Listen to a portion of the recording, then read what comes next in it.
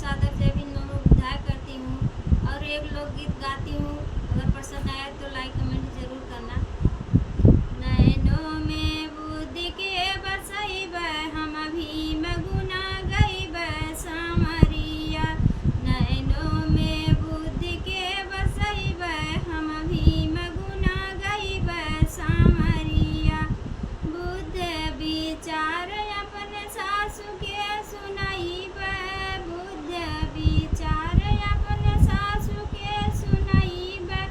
सासु बुद्ध धाम अपनई है हम भीम गुना गईब सामरिया।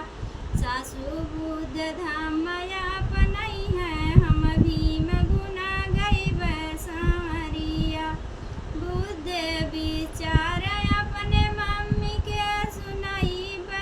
बुद्ध विचार अपने मम्मी के सुनैब। मम्मी बुद्ध धाम अपनई है हम भीम गुना गईब सामरिया।